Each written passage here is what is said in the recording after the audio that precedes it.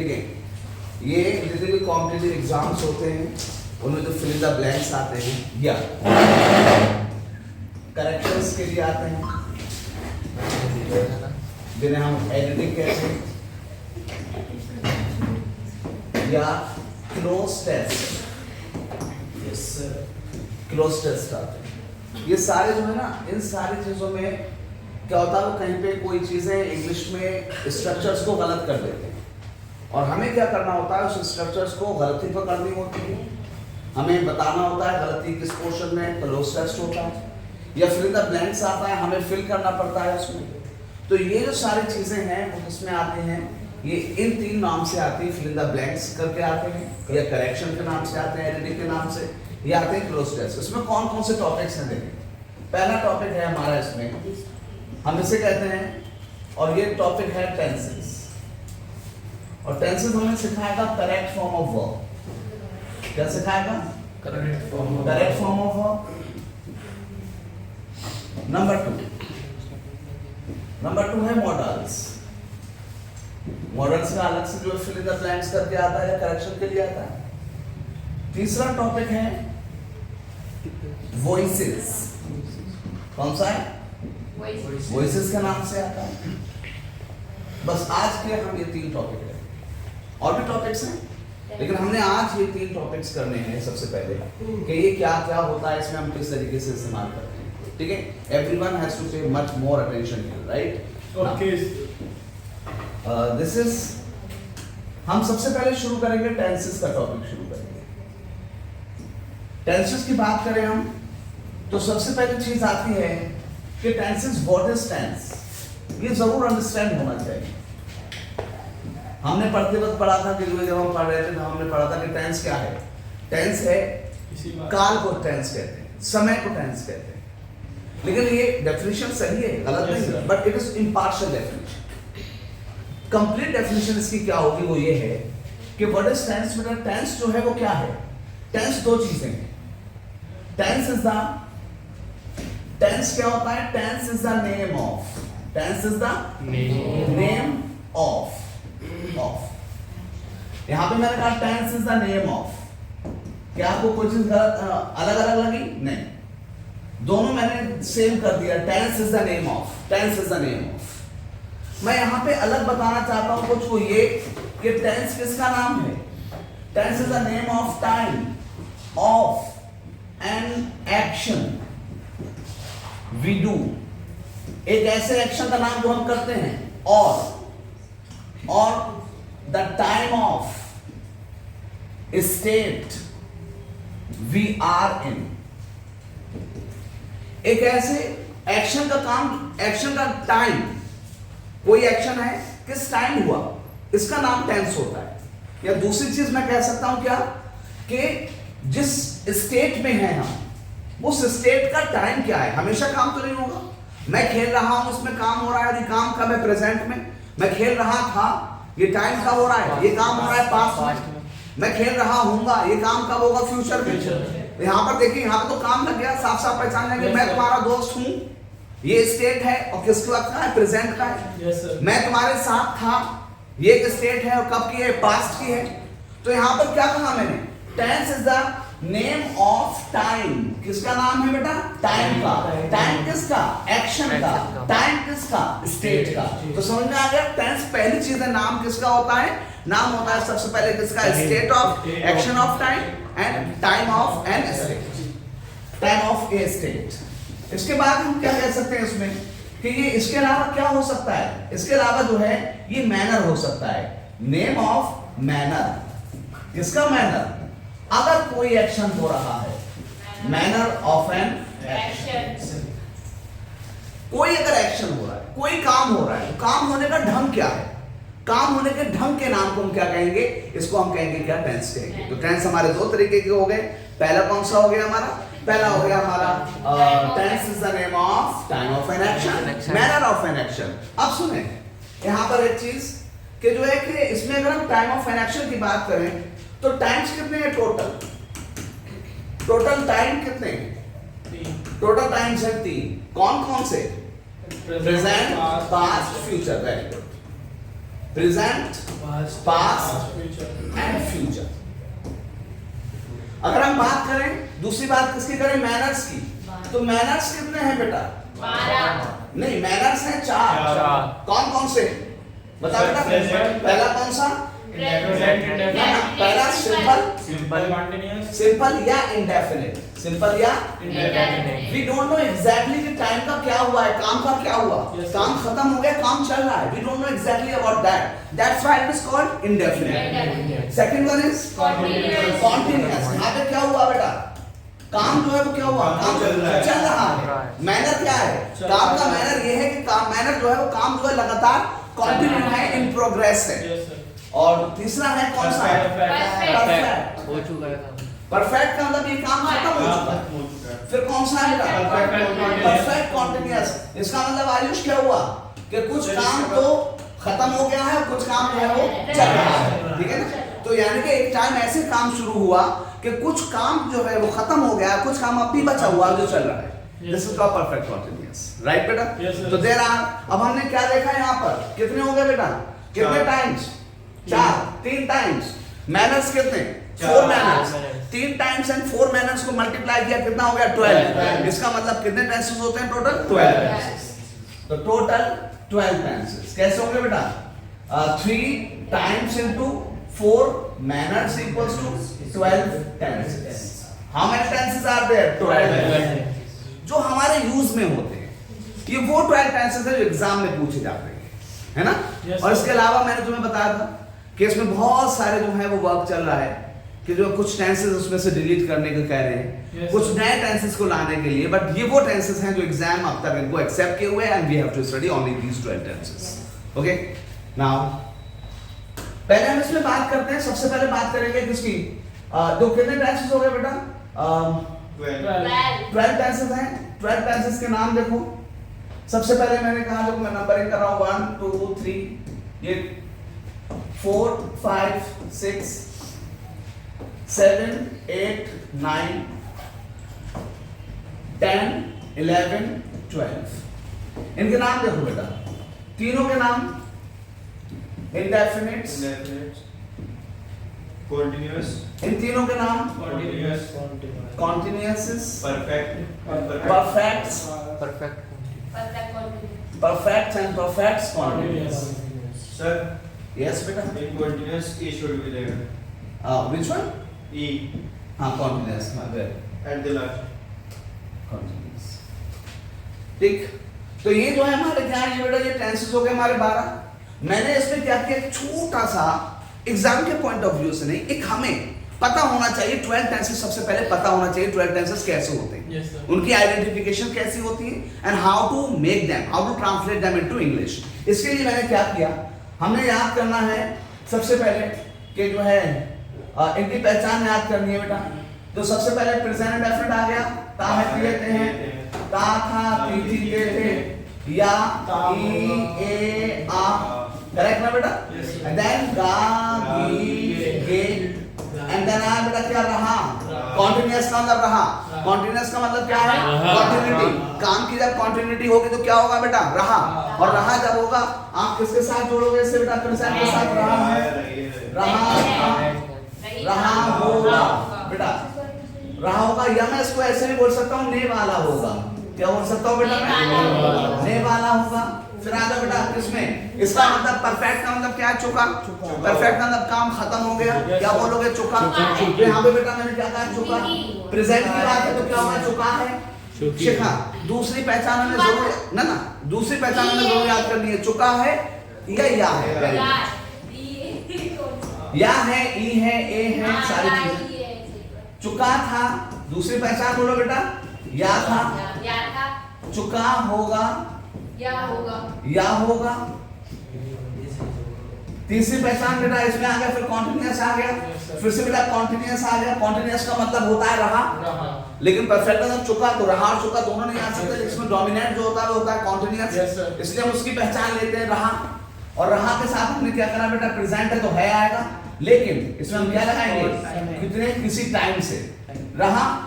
ऊपर भी देखो बेटा रहा था लिखा है मैंने, यहाँ भी रहा था लिखा, लेकिन फर्क क्या होगा बेटा? इसमें कुछ टाइम होगा, इसने टाइम से रहा होगा, फिर आ रहा होगा, फिर वही आएगा क्या बेटा, कुछ टाइम से, करेक्ट ना बेटा? Yes, sir. तो सबसे पहली चीज हमें इन 12 टेंसेस की पहचान याद होनी चाहिए। Yes, sir. हमें जो है एग्जाम में हमें किस तरीके से फिल इन द ब्लैंक करने हैं वो तो बाद में आता है। Yes. सबसे पहले हमें बेसिक लेवल पे पता होना चाहिए कि टेंसेस क्या होते हैं। तो टेंसेस क्या होते हैं बेटा बताइए? टेंसेस जो है मैंने बताया कि टेंसेस के मैंने बताया tense is the name of time of an action, tense is the name of manner of an action. How many times are there? 3। कौन-कौन सा? Present, past, future. How many manners are there? 4। Indefinite, continuous, total tenses के 12 tenses की पहचान है क्या है? हिंदी में we Hindi speaking persons, हमारे पास तो दो तरीके के लर्नर्स होते हैं इंडिया के अंदर। Yes, sir. एक तरीके के लर्नर्स होते हैं जो इंग्लिश से इंग्लिश सीखते हैं, वो कॉन्वेंटेड होते हैं। Yes, sir. एक बच्चे वो होते हैं जो हिंदी मीडियम और बेसिक जो इंग्लिश मीडियम में पढ़े हुए, उन्हें हिंदी से ही इंग्लिश सीखी जाती है। और ये मेथड होता है grammar translation method, GT method कहलाता है। हम वो मेथड कर रहे हैं, ठीक है? तो हमें पता होना चाहिए कि हिंदी क्या है, फिर उसकी इंग्लिश बनाएंगे। तो हम सबसे पहले ग्रामर बाद में आएगी, पहले क्या आएगा? ट्रांसलेशन। तो मैंने यहाँ पे ट्रांसलेशन में मैंने आपको हिंदी लिख दी, आप क्या करोगे? हिंदी देखकर इंग्लिश बना दोगे। ग्रामर आपको बताएगा कभी कभी कि नहीं आपका ट्रांसलेशन के हिसाब से रूल सही है, लेकिन यहाँ पर रूल जो है ग्रामर के हिसाब से गलत है। तो हमने पहले ट्रांसलेशन पढ़ना होता है, बाद में ग्रामर। ओके ना, यहाँ पे बेटा ताया किए हैं, बताइए जल्दी से, हम इंग्लिश में क्या लगाएंगे? इंग्लिश में क्या लगेगा बेटा? वर्ब की फर्स्ट फॉर्म क्या? फर्स्ट फॉर्म में एसईएस। यहाँ पे क्या लगाओगे? Second form. यहाँ क्या लगेगा? विल या शैल के साथ में फर्स्ट फॉर्म। बेटा बताइए, वर्ब की फर्स्ट फॉर्म में एसईएस है, तो आप नेगेटिव में क्या करोगे? Not first form. यहाँ पे क्या लगाओगे? इसका नेगेटिव बेटा डिड नॉट फर्स्ट फॉर्म। आपने देखा बेटा, यहाँ पे सिर्फ वर्ब की फर्स्ट फॉर्म थी तो मैंने नेगेटिव में डू लगाया। Yes, sir. यहाँ पे एससीएस फॉर्म थी तो मैंने डज लगाया। Yes. यहाँ पे सेकंड फॉर्म थी तो मैंने डिड लगाया। और ये क्या चीज है? ये डू की फॉर्म्स हैं। डू की फॉर्म क्या होती है? डू। इसकी सिंगुलर फॉर्म क्या होती है? Does. Second did, third done, और ये डूइंग। हम इन दोनों का इस्तेमाल करते हैं, इन तीनों का इस्तेमाल करते हैं किसमें? इंडेफिनिट्स में। कौन कौन से इंडेफिनिट में? प्रेजेंट इंडेफिनिट और पास्ट। प्रेजेंट इंडेफिनिट में हमने डू डज का इस्तेमाल किया, पास्ट इंडेफिनिट में हमने डिड का इस्तेमाल किया। डू का इस्तेमाल इसलिए कि जो सिंगुलर जो वर्ब है कौन सी है? वो प्लूरल वर्ब है, यानी कि फर्स्ट फॉर्म। तो डू नॉट आया। सिंगुलर वर्ब का मतलब एसईएस, तो हमने इसमें डज नॉट लगाया। और जब इसको बदलोगे तो आप डिड नॉट लगाओगे। इसका नेगेटिव मैं नहीं लिखूंगा क्योंकि साफ सी बात है, विल के आगे नॉट लग जाता है। ठीक है बेटा? इसमें बताओ कहाँ रही है? इज लगेगा, एम लगेगा, आर लगेगा, और कौन सी फॉर्म? ING form. राइट। इधर बताओ बेटा क्या लगेगा? वाज या वर्ब के साथ आईएनजी फॉर्म। इधर क्या लगेगा बेटा? विल या शैल के साथ, विल या शैल के साथ में बी और आईएनजी फॉर्म। इसमें क्या लगेगा बेटा? इसमें बताइए।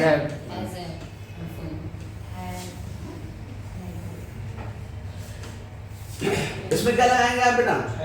हैज हैव के साथ में कौन सी फॉर्म? हैज हैव के साथ हैज हैव थर्ड फॉर्म। इधर क्या लगेगा बेटा? हैड के साथ में थर्ड फॉर्म। इधर क्या लगेगा? विल या शैल के साथ में हैव और थर्ड फॉर्म। आपने बेटा क्या देखा कि जब कॉन्टिन्यूअस था, हिंदी में हमने क्या करा रहा, और इंग्लिश में हमने हर जगह पे क्या लगाया? आईएनजी फॉर्म लगाया, है ना बेटा? अब देखो कौन सा अब आया बेटा? चुका। चुका में बेटा मैंने क्या किया? इधर मैंने चुका, चुकी, चुके लगाया सिर्फ। Yes, sir. प्रेजेंट में भी, पास्ट में भी, फ्यूचर में भी। इंग्लिश में मैंने क्या कॉमन चीज लगाई बेटा? Third form, third form, third form. Right? अब हम आएंगे किस पे? कॉन्टिन्यूअस वाले पाएंगे बेटा, तो किसमें क्या करोगे? इसमें जो आईएनजी लगनी है, लेकिन किसके साथ? Has, have, been, ING. इसमें क्या लगेगा? हैड, बीन, यस बेटा, तीनों को एक साथ लगाऊंगा। Had, been, ING. और इधर क्या लगेगा? will या shall have been ing। Correct ना बेटा? Yes, sir. This is the basic rule। और इसमें सबके साथ क्या लगेगा? since या for के साथ में time। Are you sure about this? Yes, sir. यहाँ तक बेटा आया क्या? अब यहाँ पे कंफ्यूजन ये है बेटा कि मैंने यहाँ पर एक कंफ्यूजन जो है, जो स्टूडेंट्स बेसिक्स में फेस करते हैं, आप फेस नहीं करोगे लेकिन कुछ स्टूडेंट फेस करते हैं इसको, और वो ये कहते हैं कि सर कि जो है ये वर्ब की फर्स्ट फॉर्म कब, और फर्स्ट फॉर्म में एसईएस कब आएगा हमारा हैज, और कब होगा हैव। ऑप्शंस ये ऑप्शंस जो है ना ये कंफ्यूज कर रहे हैं। यस आयुष, सर जब सिंगुलर पर्सन होगा तो हम हाँ। SAES यूज करेंगे, राइट, और जब प्लूरल होगा तो हम SAES very good. Now I am making a rule on that, right. मैंने क्या किया बेटा, अब आई जो है ना आई खेल बिगाड़ देता है, ये वाला आई कभी सिंगुलर की तरफ चला जाता है, कभी प्लूरल की तरफ चला जाता है, फिर हम कंफ्यूज हो जाते हैं कि अब हम क्या करें। बट सर आई हमेशा प्लूरल ही रहता है। आए अभी मैं बताऊंगा बेटा दोनों तरीके से जाएगा ये। अच्छा, जो सबसे पहले मैंने आपको बताना है, यहाँ पे मैंने क्या किया बेटा, यहाँ पे मैंने 3 पार्ट करे हैं। कितने पार्ट किए? 3 पार्ट करूंगा, और एक पार्ट मैं आई के लिए अलग करूंगा।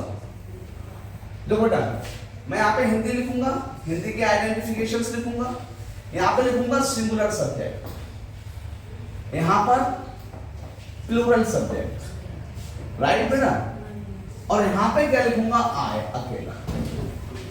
मैंने आय को ना सिंगुलर की तरफ लिखा ना प्लूरल की तरफ लिखा।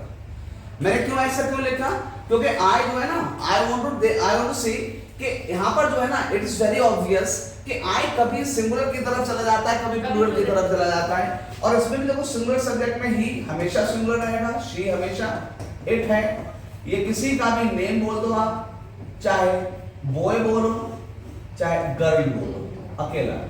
यहाँ पर अगर आप यू बोलते हो तो प्लूरल की तरह इस्तेमाल होगा हमेशा, दे हमेशा प्लूरल की तरह, वी हमेशा प्लूरल की तरह। आप बॉयज बोलो या गर्ल्स बोलो, ये ज्यादा के लिए। आप क्या करेंगे बेटा, सबसे पहले हिंदी देखें बेटा, आप बात करेंगे ता है, ती है, ते है, इसमें कंफ्यूजन है। दूसरी बेटा पहचान किसमें, रहा है, इसमें भी कंफ्यूजन है। चुका है, यस, इसमें भी कंफ्यूजन होती है। आप अगर बात करेंगे रहा था, तो रहा था में भी कंफ्यूजन है बेटा। और इसमें नहीं था है, सॉरी मैं इसका जो है यहाँ पे लिखा हूँ नहीं था है, आप नहीं था है में भी कंफ्यूजन होता है। लेकिन सबसे पहले बेटा कंफ्यूजन किस तरीके से बच्चों, ताहे थी हमें इन सबके साथ में वर्ब की फर्स्ट फॉर्म में एसईएस लिखना है, आई के साथ फर्स्ट फॉर्म लिखना है, इसके साथ फर्स्ट फॉर्म लिखना है। जब मैं इसका नेगेटिव बनाऊंगा बेटा, ताहे का नेगेटिव नहीं ताहे बनाऊंगा, तो यहाँ पर एसईएस लिखा है ना, इसमें क्या लिखूंगा बेटा, डज नॉट, क्या लिखूंगा बेटा, डज नॉट फर्स्ट फॉर्म। बेटा यहाँ का एसईएस था, वो मैंने किसमें लगा दिया, बेटा इसका नेगेटिव इज नॉट, आई का, आई एम नॉट, आर का, आर नॉट, वाज का, वाज नॉट, वर का, वर नॉट, हैज का, हैज नॉट, हैव का, हैव नॉट, विल का, विल नॉट। तो मैंने यहाँ पर ऐसा क्यों किया, क्योंकि वर्ब की फर्स्ट फॉर्म का जब नेगेटिव बनाते हैं या एसईएस फॉर्म का नेगेटिव बनाते हैं तो हम डू की हेल्प लेते हैं। किसकी हेल्प लेते हैं बेटा, डू। तो यहाँ पे फर्स्ट फॉर्म में एसईएस का नेगेटिव क्या हो गया, डज नॉट।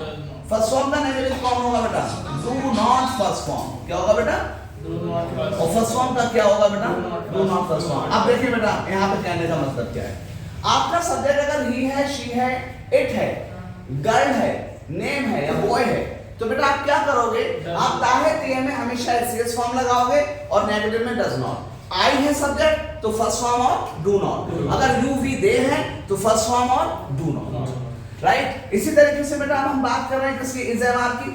रहा है में, रहा है में क्या करेंगे, रहा में इज लगाएंगे इन सब के साथ, आई के साथ एम लगेगा, इनके साथ आर लगेगा।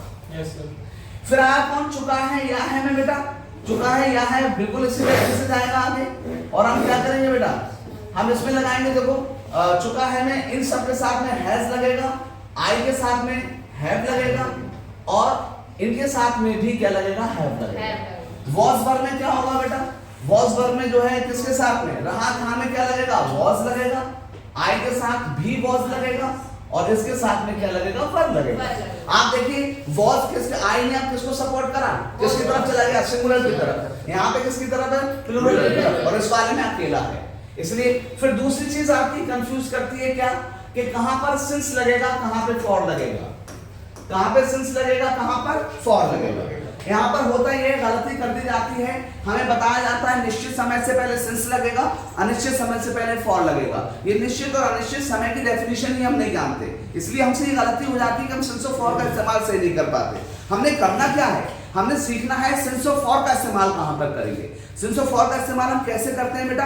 तो उसके लिए एग्जैक्ट एक चीज है, बहुत कंफर्म सी बात है कि जब भी बेटा आप पॉइंट ऑफ टाइम की बात करोगे, किसकी बात करोगे, पॉइंट ऑफ टाइम की बात करोगे तो सिंस आएगा, और जब आप पीरियड ऑफ टाइम की बात करोगे तो कौन आएगा बेटा, तो फॉर आएगा। सही। अच्छा, पॉइंट ऑफ टाइम और पीरियड ऑफ टाइम का मतलब क्या हुआ, बेटा पॉइंट ऑफ टाइम का मतलब है name of exact time, exact name of time. आप किसी भी टाइम का नाम बोल दो, कोई भी टाइम है आप उसका नाम बोल दो तो क्या होगा बेटा, ये सिंस है। और आपने क्या किया बेटा, अगर काउंटिंग ऑफ टाइम ले लिया, आपने क्या किया, टाइम की गिनती करी है तो क्या होगा, it is called for, right. Again अब इसमें हमने क्या देखना है बेटा, सबसे पहली चीज आप देखो बात करो किसकी, आप कहते हैं कि 2 o'clock, बेटा सिंस आएगा। आप कहेंगे 4:30 AM या PM, बेटा सिंस आएगा। ये 12 hour clock है।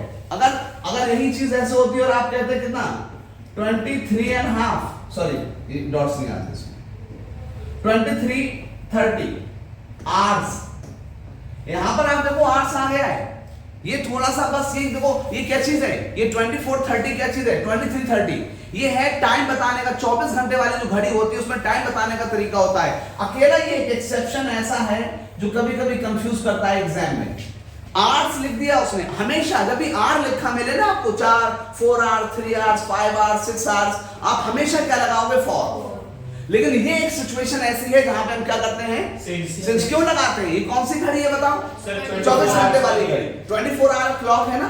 अगर 24 आवर क्लॉक है तो उसमें टाइम लिखने का तरीका क्या होता है, हम आवर्स को और मिनट्स के बीच में गैप छोड़ देते हैं और आगे क्या लिखते हैं, आवर्स लिखते हैं। तो ये आवर्स कौन सा है, इसके लिए क्या लगेगा, सिंस लगेगा। अगर मैं इसी उसमें लिखूं कि 23.5 आवर्स, तो बेटा ये काउंटिंग है जो मैंने गिने हैं कि मुझे कितना टाइम हो गया, 23.5 घंटे हो गए वहां पर खेल रहा हूं मैं, ये मैं तुम्हारा इंतजार कर रहा हूं कि 23.5 घंटे हो गए। तो 23.5 घंटे जो मैंने गिने, ये क्या चीज है बेटा, ये है काउंटिंग, और ये क्या है, एग्जैक्ट नाम है। अच्छा, उसके अलावा क्या होगा बेटा, आपने कहा इसके अलावा बेटा आपने डे का नाम बोला, मंडे से सिंस लगेगा। आपने मंथ का नाम बोला, फेब्रुअरी से क्या लगेगा बेटा, सिंस लगेगा। आपने बोला ईयर का नाम बोला, 2009 से सिंस लगेगा। आपने इसके अलावा पार्ट ऑफ डे बोले बेटा, पार्ट ऑफ डे कब से, मॉर्निंग से, इवनिंग से, मॉर्निंग से, इवनिंग से, नाइट से, सिंस लगेगा। आपने बोल दिया बेटा क्या, लास्ट, ये मैं बाद में बताऊंगा, ये मॉर्निंग हो गया बेटा। आपने बोला कब से, मंडे इवनिंग से, मंडे इवनिंग, इसमें क्या हुआ बेटा, इसमें डे भी है और डे, इसमें डे का नाम भी है और पार्ट ऑफ डे भी है, सिंस लगेगा। अगर आपने बोला बेटा कब से, जब से जो है ही मेट एन एक्सीडेंट, जब से उसका एक्सीडेंट हुआ है तब से, ये बेटा एक सिचुएशन हो गई। कब से, हिज 18th बर्थडे, उसके 18th बर्थडे से। अभी क्या लगेगा बेटा, सिंस लगेगा, राइट। यहां पे कैसे लगता है, आपने मंडे ना बोला, आपने बोला 6 डेज से, बस फॉर लगेगा। आपने फरवरी का किसी मंथ का नाम ना बोला, 12 मंथ है ना, आपने किसी का नाम नहीं बोला, आपने जनरली कह दिया, आपने 7 मंथ्स से, क्या लगेगा बेटा, फॉर लगेगा। 2009 आपने ईयर का नाम नहीं बोला, आपने ये बोला 2009 ईयर्स से, इसका मतलब समझ में आया, 2009 सालों से, 2009 वर्षों से आपने काउंटिंग कर दी, तो क्या लगेगा, फॉर लगेगा। यहां बताइए मॉर्निंग नहीं बोल के आपने ये सारी चीजें, इसमें कोई वो नहीं है। और 2 o'clock में बोल के आपने बोल दिया कितना, 11 आवर्स से, 11 मिनट्स से, 11 वीक्स से, 11 सेकंड से, 11 डेज से, हर जहां पे भी गिनती होगी वहां क्या लगेगा, फॉर लगेगा। It was the 12 tenses. और ये अब तक मैंने कंप्लीशन का कुछ नहीं पढ़ा है इसमें। ये हमने क्या पढ़ा, हमने बेसिक चीजें पढ़ी। ये वो चीजें पढ़ी जो हमें 5th क्लास से आनी चाहिए, 5th 6th 7th 8th 9th तक हमें आनी चाहिए चीजें। हम कभी भी किसी भी एग्जाम की प्रिपरेशन जब करते हैं, उस एग्जाम की प्रिपरेशन से पहले हमें ये सारी चीजें आनी चाहिए, ठीक है। इट्स 4